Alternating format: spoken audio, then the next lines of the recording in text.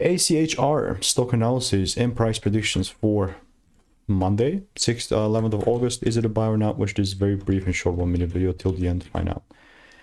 Especially for me, I think this is going to be just some exciting times, because all throughout this range that's going from 820 to like 14 almost, we're coming back down to this demand zone, and for me to be bullish, the price just must give me this shift here, right? I already marked it up and even have like a waiting text, because I'm not going to immediately start buying. The price, first of all, must give me that shift.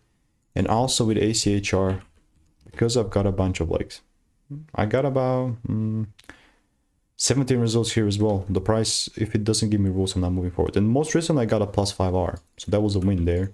And here's the proof of me calling it out beforehand. Right at the time, it was like a month ago, 3rd of July. So it's been a long time since.